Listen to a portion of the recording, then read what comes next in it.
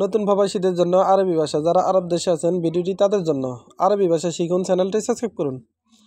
আমরা বলি শনিবার, আরবিতে বলতে হবে সাবত। আমরা বলি শনিবার, আরবিতে বলতে হবে সাবত। সাবত তার মানে শনিবার, সাবত তার মানে শনিবার। আমরা বলি রবিবার, আরবিতে বলতে হবে আহাদ। আমরা বলি রবিবার, আরবিতে বলতে হবে আহাদ। আহাদ তার মানে রবিবার, আহাদ তার মানে রবিবার। আমরা বলি সোমবার, আরবিতে বলতে হবে এতনিন। আমরা বলি সোমবার, আরবিতে বলতে হবে এতনিন। এতনিন তার মানে সোমবার, এতনিন তার মানে সোমবার। আমরা বলি মঙ্গলবার, আরবিতে বলতে হবে তুলুদ।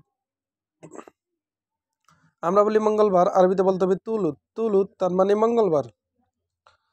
আমরা বলি বুধবার, আরবিতে বলতে হবে রুবু।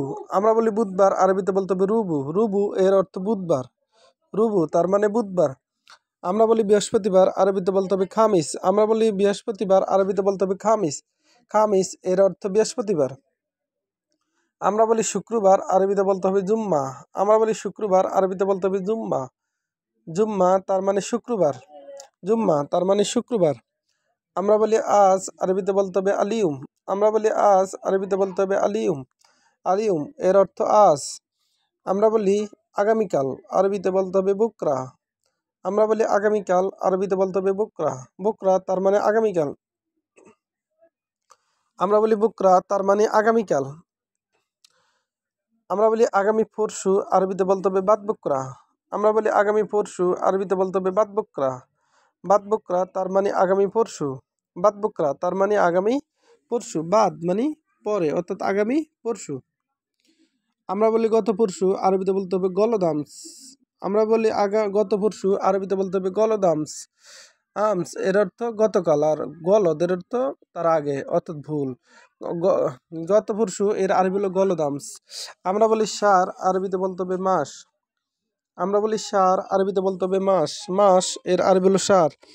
মাস এর আরবি হলো সার। সার এর আরবি হলো মাস। আমরা বলি সপ্তাহ, আরবিতে বলতে হবে ইজবু। আমরা বলি সপ্তাহ, আরবিতে বলতে হবে ইজবু। ইজবু তার মানে সপ্তাহ। সপ্তাহ এর আরবি হলো ইজবু।